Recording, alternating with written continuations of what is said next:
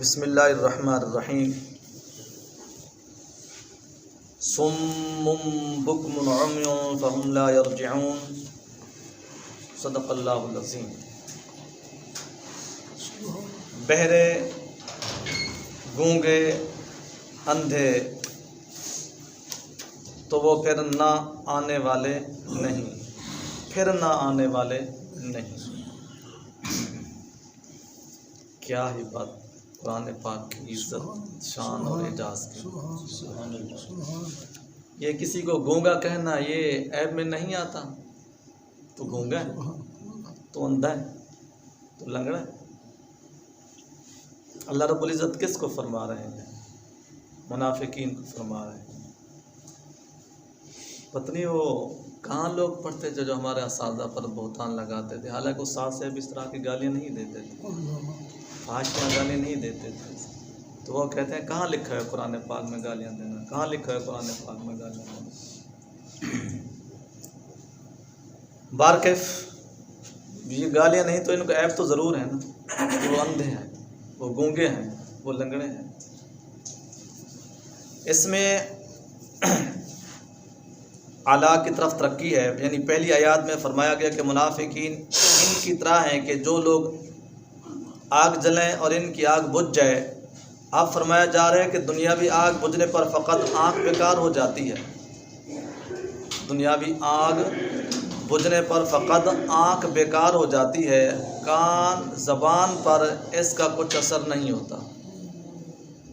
ٹھیک ہے جناب، آگ جل رہی ہے نا جناب، آگ بجھ گئی، آنکھ کا اثر چلا گیا نا، کان تو باقی ہے نا، زبان تو باقی ہے نا۔ لیکن منافقین کی آگ تو ایسی بجھی کہ جس سے ان کے کان، زبان، آنکھ سب بھی بیکار ہو گئے۔ تین چیزوں سے انسان جو ہے نا کچھ حاصل کرتا ہے، یا زبان سے، یا آنکھ سے، یا کان سے۔ آگے دیکھیں، سمم، سما من سے بنا ہے جس کے معنی ہے کان کا بوجھ، کان کا بوجھ۔ اور یہ دو طرح کا ہوتا ہے، ایک تو وہ کہ جس سے سننے کی طاقت ہی جاتی رہے، سننے کی طاقت ہی جاتی رہے۔ دوسرا وہ کہ جس سے اونچا سنائی دینے لگے۔ پہلے سمجھیں جس سے سننے کی طاقت چلی گئی، دوسرا بھی ہے کہ سننے کی طاقت ہے لیکن اونچا بولنے سے۔ بابا جی میں نے پرسوں بھی کہا تھا جب تسبیح آرام کر دو، جب ٹک ٹک بند کر دو۔ اچھا، بکمن زبان کس بیماری کا نام ہے جس سے حروف ادا نہ کیے جا سکے؟ کان کی، آگے زبان کی۔ اس کی دو قسمیں ہیں، ایک وہ جس سے حروف بگڑ جائے، جب بگڑ کر ادا ہو، جس کو اردو میں توتلا پن کہتے ہیں اور عربی میں عقدۃ اللسان۔ دوسرے وہ جس سے بولنا ہی ناممکن ہو۔ پھر غور فرمائیں، ایک توتلا پن یعنی پہلے تو صحیح پن، پھر توتلا، تیسرا یہ ہے کہ توتلا بھی نہیں ہے، وہ بالکل بول ہی نہیں سکتا،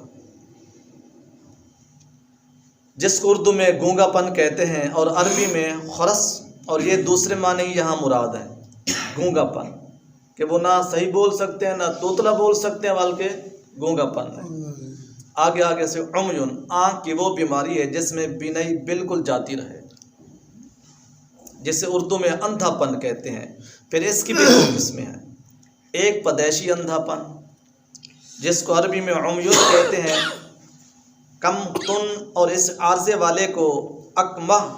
دوسرا یہ کہ پہلے انکھیارا ہو بعد میں اندھا ہو، دو ہی چیزیں ہوتی ہیں، یا پھر ابتدائی اندھا ہوتا ہے یا بعد میں اندھا ہو جاتا ہے۔ یہ آخری معنی یہاں مراد ہیں۔ پھر اس کی بھی دو صورتیں ہیں، آخری معنی کی پھر دو صورتیں ہیں کہ بعد میں اندھا ہونا۔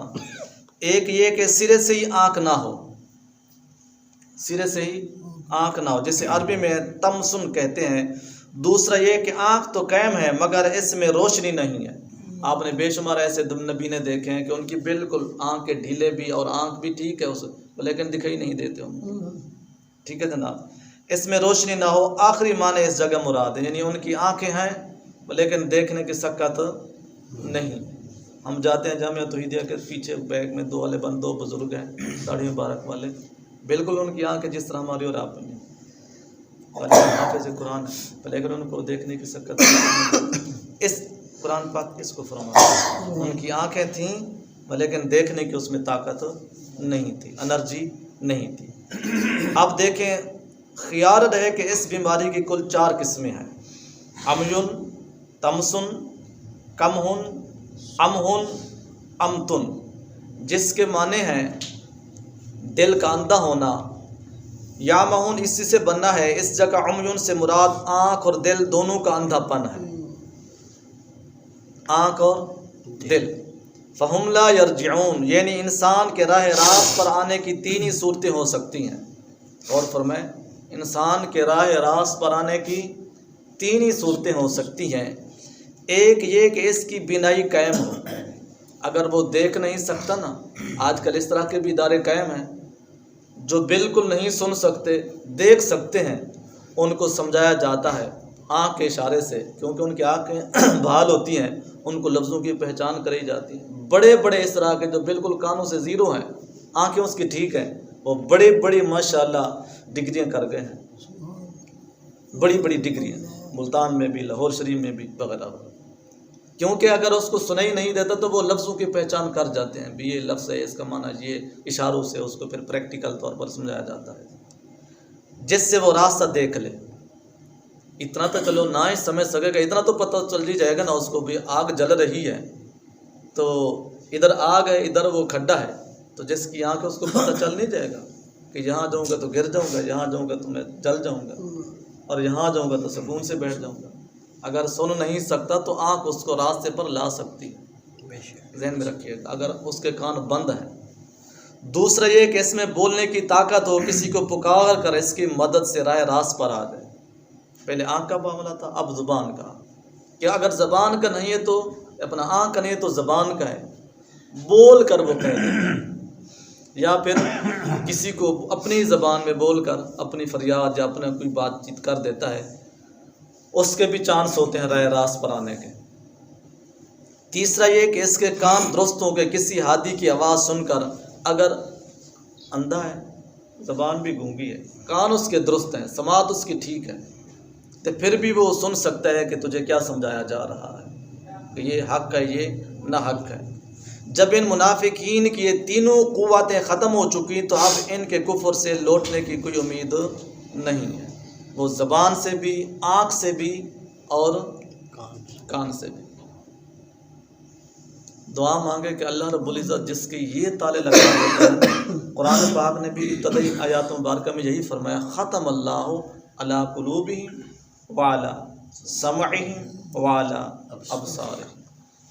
جب ان پر مہر لگ جاتی ہے نا، تو صحیح پوچھو نا، ہمارے جو مسلمانوں پر اس وقت دین کی باتوں کا اثر نہیں ہو رہا، ظاہراً تو ہماری آنکھیں ہیں، اللہ تعالیٰ معاف کرے یہ جملہ کسی مسلمان کے حق میں فٹ نہ ہو، لیکن ہماری صفتیں ہوں گی منافقین جیسی۔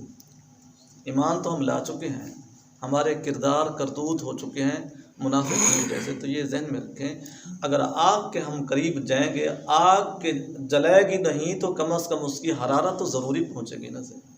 یہ کوئی مت سمجھے کہ ہم منافقین والے اپنا عمل اپناتے ہیں تو ہمیں کچھ نہیں ہوتا، نہیں، منافقین کی جو اعمال ہیں، اگر ان کے اعمال خوبصورت ہوتے، ان کے اعمال پر جرم نہ ہوتا، وہ عذاب میں نہ جاتے، تو اللہ رب العزت ان کے ایک ایک اعمال کا اپنے کلام میں تذکرہ نہ کرتا۔ منافقین کی جتنے بھی صفتیں ہیں، ان کے جتنے بھی کرتوتوں والے کام ہیں، جب مومن کرتا ہے تو مومن کی شخصیت پر وہ ضرور دھبا آتا ہے۔ یار اس لیے نہیں کہا جاتا کہ یار وہ بندہ منافق چھوڑ دے، حالانکہ داڑھی مبارک بھی اس کی ہوتی ہے، پگڑی بھی ہوتی ہے، اس کی مونچھیں بھی ہوتی ہیں، تسبیح بھی ہوتی ہے، نماز، سارا کچھ، کیا کہتے ہیں یار منافق چھوڑو اس کو، یعنی اس کی صفت منافقت نے اس کو دور کر دیا نا، دوستوں کی صحبت سے، اس کے اعتماد کی پرسنالٹی پر، شخصیت پر، سب کو۔ یہ تو صرف ایک بات ہے، تو جو بندے کا سارا طریقہ کار ہی منافقوں والا ہو تو اس کا دل بھی سمجھو ایسے ہی ہو جاتا ہے۔ مجھے بات ایک یاد آ گئی، آپ صوفی سے رحمۃ اللہ تعالیٰ قلندر زمان جو آرام فرما ہے، تو آپ کے ایک مرید ہے غالباً لاہور شریف سے یا اسلام آباد سے، لاڈلے بھی ہوتے ہیں اس میں سے، تو انہوں نے کہا حضور مجھے کچھ دکھلائیں، جس آنکھ سے آپ دیکھتے ہیں مجھے بھی کچھ دکھلائیں۔ آپ منع فرماتے رہے، منع فرماتے رہے، منع فرماتے رہے، پھر آپ نے فرمایا چلو ایسے کرو، تھوڑا سا باہر چکر لگا کے آ جاتا، ہمایوں بازار میں آپ کو پتہ ہے، تو وہ دوست ابھی حیات ہیں. انہوں نے کہا جب میں باہر نکلا ہوں تو وہی مارکیٹ، وہی دکاندار، وہی مارکیٹ، وہی دکاندار، وہی لوگ، وہی چہل پہل، وہی ان کی قدموں. کوئی مجھے بندر نظر آ رہا تھا، کوئی مجھے خنزیر نظر آ رہا تھا، کوئی مجھے گدھا نظر آ رہا تھا، کوئی کیسا نظر آ رہا تھا. یہ تو باتیں حدیث پاک سے ثابت ہیں. یہ باتیں تو حدیث پاک سے، چلو آپ سمجھیں گے کار صاحب یہ کیسے آپ نے بات کہہ دی. یہ میں آپ کو سیاستہ کی کتاب کا حوالہ دینے لگا ہوں، مجھے اچھی طرح یاد نہیں، مسلم شریف ہے یا بخاری شریف ہے. دو عورتوں نے روزہ رکھا تھا. انہوں نے آپس میں ایک دوسرے کی چگلی شروع کر دی، ایک دوسرے کی چگلی. غالباً یہ مشکات شریف میں درس گزر چکا ہے ہمارا. تو عرض کی کہ یا رسول اللہ انہوں نے روزہ رکھا ہوا ہے، یا ان کو کوئی تکلیف ہو گئی تھی، یا ان کے لیے مسئلہ پوچھا گیا تھا، یا کوئی اس طرح کی ریزن ہوئی. تو آپ کی ذات پاک نے فرمایا نہیں، انہوں نے روزہ نہیں رکھا، انہوں نے روزہ نہیں رکھا. بلایا گیا، آپ کی ذات پاک نے فرمایا ان کو قے آ گئی. جب آپ نے فرمایا قے، جب انہوں نے قے کی تو سارا قے کے بجائے یعنی اپنی خوراک کے بجائے جو تھے خون کے لوتھڑے تھے روزے تھے. یہ مستند حدیث پاک کی. ابھی میں اس کا مفہوم آپ کو صحیح میں نے نہیں سمجھا سکا کیونکہ مجھے بھول چکی ہے. مطلب حاصل میں نے آپ کو عرض کی نا، یہ قرآن و حدیث پاک سے ثابت ہے انسان کے اعمال، اور کل قیامت والے دن یہ اعمال شکلوں میں ہوں گے. اب بھی یہ شکل میں پیش کیے جاتے ہیں لیکن ہمیں نظر نہیں آتے. آپ سنتے نہیں حدیث مبارکہ سیاست بخاری مسلم شریف کی. مطلب وہ حدیث پاک کا مفہوم آپ کو عرض کر دوں. یعنی آپ کی ذات پاک نے فرمایا، انہوں نے صحابہ علیہ رضوان نے کہا یا رسول اللہ انہوں نے روزہ رکھا ہوا ہے. آپ نے فرمایا نہیں رکھا. کیوں؟ کہ انہوں نے روزے کے دوران اپنے مسلمان بھائیوں کی غیبت کر دی. تو غیبت کیا تھا؟ قرآن پاک سورۃ حجرات میں کہ سکے بھائی کا گوشت کھانا ہے، اور انہیں گوشت کھایا اور قے میں گوشت نکلا. زہرن گوشت نہیں کھایا نا، قے میں گوشت نکلا. ٹھیک ہے جناب. اسی طرح ہر پیر شریف اور غالباً جمعرات کی رات کو نبی پاک صلی اللہ علیہ وسلم کی بارگاہ میں ہر امتی کے اعمال پیش کیے جاتے ہیں. آپ عرض کرنے لگا ہوں کہ اعمالوں کی شکلیں ہیں، اس کی تو بے شمار دلیلیں ہیں قرآن و حدیث سے. سر میں تو صرف ایک ہنٹس دیتا جاتا ہوں تاکہ آپ کو پتہ ہو کہ ہم صرف باتیں نہیں کر جاتے. اگر اعمال کی شکلیں نہیں تو کیا جا کر پیش کیا جاتا ہے؟ جب اتنا تک کیا ہے کہ جب اعمال اس کے خوبصورت ہوتے ہیں آپ کی ذات پاک خوش ہوتے ہیں، جب امتی کے اعمال خراب ہوتے ہیں تو آپ کی ذات پاک اداس ہوتے ہیں. تو جب ایک چیز نظر ہی نہیں آتی تو آپ اداس کس سے ہوتے ہیں؟ جب ایک چیز نظر ہی نہیں آتی تو پھر آپ خوش کس سے ہوتے ہیں؟ اس سے بھی بڑھ کر کے علماء کرام سے جو بالخصوص یہ ختم پاک کے جو موضوع کی حدیثیں ہیں، جمعرات آپ سنتے بھی ہیں کہ کل قیامت والے دن اس بندے کو جو ہے نا پہاڑ کی شکل میں نیکیاں ملیں گی. آگے نا بات. یہ تیسری دلیل آپ کو دینے جا رہا ہوں کہ کل وہ قیامت والے دن اس انسان کے اعمال شکلوں کے پہاڑوں کی صورت میں ہوں گے. ما حاصل یہ اعمال شکل رکھتے ہیں اور یہ ان کی شکلیں کل قیامت والے دن، ویسے تو بندہ جب مرتا ہے تو اس کے سامنے آ جاتی ہیں. باہر کے عرض کر رہے تھے یہ اپنی شکلیں رکھتی ہیں. تو جب وہ باہر نکلے، باہر جا کر راؤنڈ کر کے گئے، توبہ توبہ کرتا. آپ نے فرمایا یار خداوند قدوس کے رازوں کو جو ہے نا نہ چھیڑا کرو. صوفی صاحب نے فرمایا یار میں نے آپ کو منع کرتا. آپ نے فرمایا کیا دیکھا؟ حضور میں نے تو یہ دیکھا. یہ خدا کے راز ہیں، اس لیے ہم لوگوں کو مجبور نہ کیا کرو. اس کی اور بھی ایک آپ کو عرض کر دوں، ملتان شریف کی بات بھی، ہمارے لیہ کے بعد بھی، اور اس طرح کی مشہور مسند باتیں بھی ہیں. غالباً ایک بات گولڑے شریف کی بھی ہے. ایک عورت بالکل وہ برہنہ پھرتی تھی، اس کو کسی کی پرواہ نہیں ہوتی تھی. تو جب پیر مہر علی شاہ صاحب کی آمد اسی بازار میں ہوتی تو وہ عورت یکدم دوڑنے لگ جاتی، مجھے کپڑے دو، مجھے کپڑے دو، مرد آ گیا، مجھے کپڑے دو، مرد آ گیا، مجھے کپڑے دو، مرد آ گیا. محاصل مطلب اس کو اور جتنی پبلک رہتی تھی اس کو کوئی بندہ نظر نہیں آتا تھا. جب آپ کی ذات پاک روانہ ہوتی تو وہ عورت کہتی مجھے کپڑے دو، مجھے کپڑے دو، مرد آ رہا ہے، مجھے کپڑے دو، مرد آ رہا ہے. سیدھی سی بات ہے، کلمے کے علاوہ ہمارے پلے ہے کیا؟ غیبت ہمارے میں ہے، چغلی ہمارے میں ہے، حسد ہمارے میں ہے، جھوٹ ہمارے میں ہے، وعدہ خلافی ہمارے میں ہے، اخلاص ہمارے میں نہیں ہے، ریا ہمارے میں ہے. کوئی ایسا بات نہ والدین کی نہ فرمانی ہمارے میں ہے، ایک دوسرے کی جو ہے نا کھینچا تھا وہ ہمارے میں. کوئی ایسا کام ہے ایسے جو ہم نہیں کرتے. تو پھر خلاصہ سماعت فرمائیں. مسلمانوں کو یہ امید ہوگی کہ شاید منافقین کبھی تو ہدایت پر آ ہی جائیں، اس لیے وہ ان کو ہدایت پر لانے کی کوشش بھی کرتے ہوں گے. جو مخلص مومن ہوتا ہے نا، مخلص مومن، وہ درد رکھتا ہے کہ یہ میرا بھائی، یہ میرا دوست، یہ میرا تایا، یہ میرا رشتہ دار، اس نے بے نمازی نماز کی طرف آ جائے، انہوں نے داڑھی نہیں رکھوائی، داڑھی مبارک رکھوا لے۔ میری باتوں پر کبھی غور اپنا غصہ نہ کیا کرے، میں صرف ایک درد کی باتیں عرض کرتے رہتا ہوں۔ ہم جو ایک کفار کو راضی کر رہے ہیں، کاش استاد خادم حسین رضوی، میرا دل مانتا ہے اس بندے کی دل کی دھڑکن والی تقریریں بندہ سن لینا، وہ جتنا بھی اپنے آپ کو انہوں نے کفار کے طریقے پر جنٹل مین بنایا ہوا ہے نا، اس کا دل اس کو ضرور جھنجھوڑے گا، یار حیا کا اب چھوڑ دے، اس داڑھی کو کٹوا دے، جس سے اللہ تعالیٰ حیا فرماتا ہے۔ جب یہ جملہ کسی کے دل پر لگ جائے کہ جب انسان کی سفید داڑھی مبارک ہوتی ہے، اللہ رب العزت اس سے حیا کرتے ہیں کہ میں کتنا ایک عجیب انسان ہوں، اس پر جتنے بھی میں لفظ بولوں کم ہے کہ میں یار اس داڑھی کی میں حیا نہیں کر رہا۔ مجبوری کیا؟ کوئی بھی نہیں، مجبوری کیا؟ کوئی بھی نہیں ہے۔ اور یہ ذہن میں رکھیں، داڑھی مبارک وہ سنت پاک ہے جو آدم علیہ السلام سے لے کر نبی پاک صلی اللہ علیہ وسلم کی ذات پاک تک تمام انبیاء والمرسلین کی سنت۔ ہمیں پرابلم کیا اسے رکھنے سے ہمیں کوئی لوگ بادل تانے دیتے، اس کے رکھنے کے ہماری رزق کم ہو جاتی ہے۔ ایسے پڑھے لکھے بڑے بڑے جہلا ہیں، وہی باتیں جو میں آپ کو عرض کر جاتا ہوں، وہ کہتے ہیں قاری صاحب داڑھی مبارک رکھنے کے لیے بھی کچھ جو ہے نا ضروری باتیں ہوتی ہیں۔ اور کیا باتیں ہوتی ہیں کہ داڑھی مبارک رکھ کر بندہ جھوٹ بولے، کہ داڑھی مبارک رکھ کر بندہ نماز نہ پڑھے، میں کہ پھٹے تیرا منہ، خدا تینوں ہدایت بھی کرے، تو داڑھی مبارک دی شان زیادہ ہے کہ کلمے کی شان زیادہ ہے؟ داڑھی مبارک کی شان زیادہ ہے کہ کلمے کی زیادہ ہے؟ کلمے کی زیادہ ہے نا، بندہ کلمہ پڑھ کر مومن ہوتا ہے نا، اور کلمہ پڑھ کر تو نماز نہیں پڑھ رہا، کلمے کی تو نے دھجیاں اڑا دی، کوئی پرواہ نہیں۔ کلمہ پڑھ کر تو جھوٹ بول رہا ہے، پھر بھی کوئی پرواہ نہیں۔ کلمہ پڑھ کر تو وعدہ خلافی کر رہا ہے، کلمے کی دھجیاں اڑا، مطلب کلمہ پڑھ کر کون سا ایسا کام ہے تو جو نہیں کر رہا، صرف ہڈا۔ یقین کر بڑی تکلیف ہوتی ہے، اللہ تعالیٰ گواہ ہے۔ غالباً معراج شریف کی رات تھی، حضرت میکائیل علیہ السلام کی داڑھی مبارک سفید تھی، تو حضرت جبرائیل علیہ السلام آگے ہیں، لگام مبارک پکڑی ہوئی ہے براق شریف کی، اور میکائیل علیہ السلام پیچھے ہیں۔ حالانکہ وہ میکائیل علیہ السلام جن کے ہاتھ میں اللہ رب العزت نے یہ ڈیوٹی لگئی ہے، جتنی پوری دنیا میں بارشیں آتی ہیں اور روزی کا انتظام میکائیل علیہ السلام کے پاس ہے۔ یہ حدیث پاک سے ثابت ہے، سیاستہ کی حدیث پاک سے ثابت ہے۔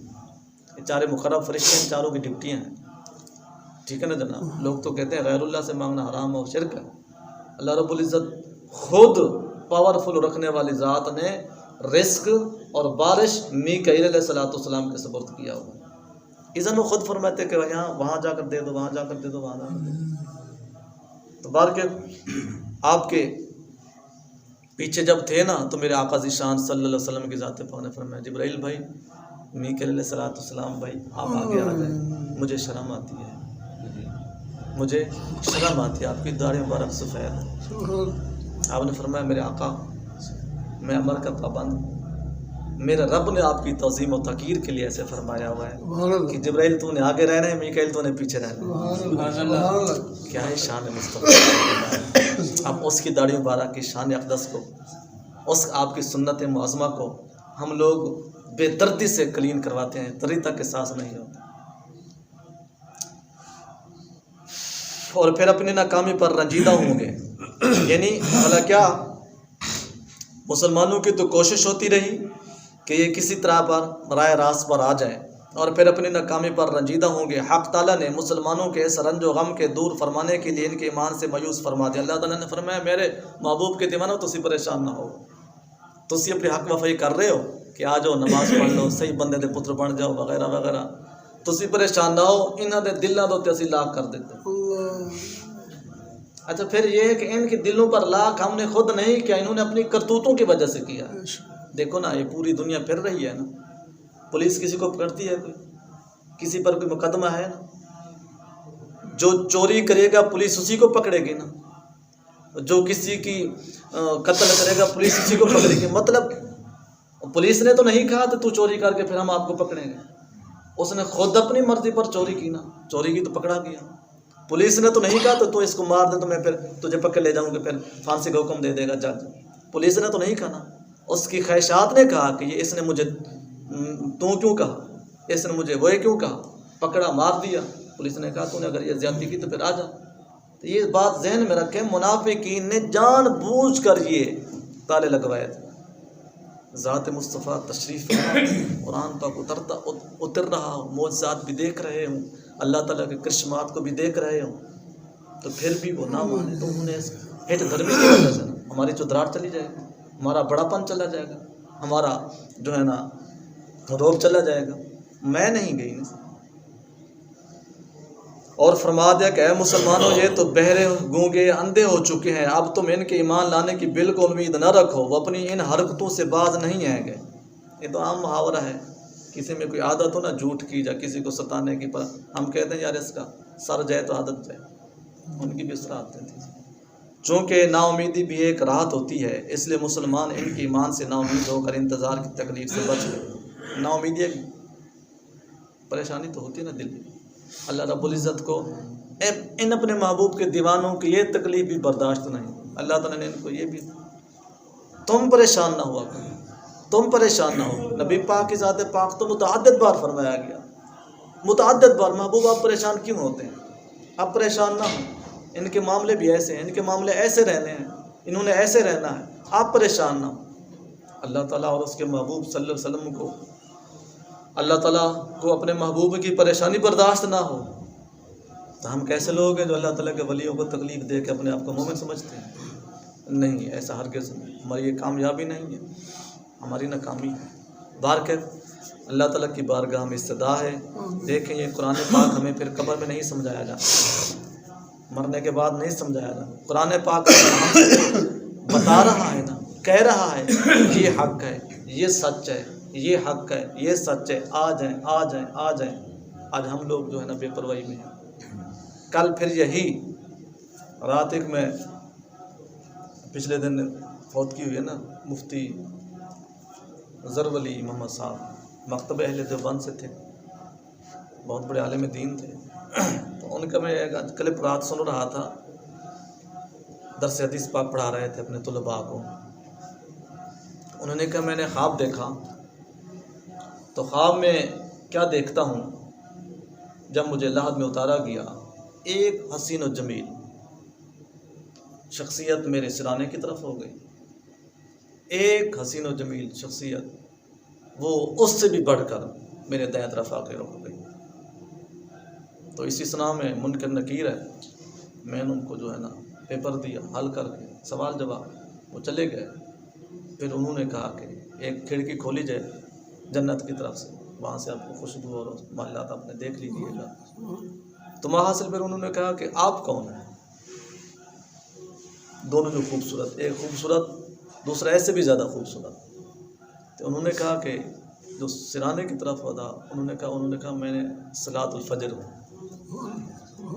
میں صلاۃ الفجر ہوں، یعنی فجر کی نماز ہوں. کہ تو شخص کسی حال میں بھی فجر کی نماز ضائع نہیں کرتا تھا. اور جو اس سے بھی زیادہ خوبصورت، قسیم، جسیم، بڑا، وجیح و شکل، تو اس نے کہا میں کلام الہی ہوں. سبحان اللہ، میں کلام جو تو نے مشرق تک مغرب میں لایا تھا، ہر جگہ میرا چرچا کیا تھا، آج تو تجھے سب کچھ چھوڑ کر چلا گیا، میں نے تیری حفاظت کر. یہ تو حدیث پاک آپ نے کئی دفعہ سن چکی ہیں، ہر پوری دنیا کے مسلمانوں نے کئی دفعہ سن چکے ہیں.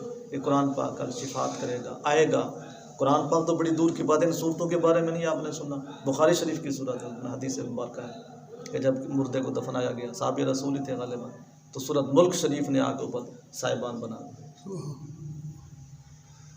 تو یہ تو بخاری شریف کی حدیث.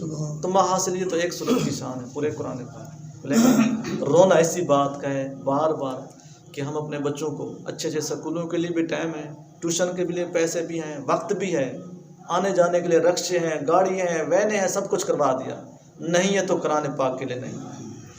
پھر اوپر سے کہتے رہتے ہیں ہم تو اپنے بچوں کو کہہ رہے ہیں، ہم خدا تجھے ہدایت کرے. جیسے بچے کو تو نے سختی جب پیار سے اتنے بڑے سکول کے لیے ایگری کیا، وہ بچہ تیرا قرآن پاک کے لیے ایگری نہیں ہو رہا. ڈنڈے سے جب پیار سے تیرا سکول بیکن میں پڑھ رہا ہے، نیشنل میں پڑھ رہا ہے، میڈیکل میں پڑھ رہا ہے، وہاں تیرا کہنا بھی چلتا ہے، تیرا آنکھن بھی وہ مانتا ہے، ٹھیک ہے نا، تیرا کہنا یہی نہیں مانتا. آپ تو نے راستے ایسے پر لگایا، اس کی اب دل ہی نہیں کرتا. کیونکہ ظاہراً تو شیطان پھر انہوں نے اللہ رب العزت نے یہ فرمایا نا زُجِّنَ لِلنَّاسِ حُبُّ الشَّهَوَاتِ مِنَ النِّسَاءِ وَالْبَنِينَ وَالْقَنَاطِيرِ الْمُقَنطَرَةِ وَالْخَيْلِ الْمُصَوَّمَةِ قرآن پاک یعنی ہم نے تمہارے لیے روشن گھوڑوں کی صورت میں، عورتوں کی صورت میں، کھیتی کی صورت میں یہ تو نے دنیا مزین کر دی ہے، خوبصورت بنا دی ہے. لوگ آتے نہیں اس طرح کیونکہ ان کو دنیا خوبصورت دکھائی جا رہی ہے. اللہ رب العزت نے تو فرما دیا ہے کہ میں نے تجھے تو صرف یہ خوبصورتی بنا دیا، ہم دیکھوں گے کہ کون ادھر جاتا ہے اور کون ادھر جاتا ہے. اللہ تعالی ہم سب کو صدق و اخلاص کے ساتھ عمل کی توفیق عطا فرمائے.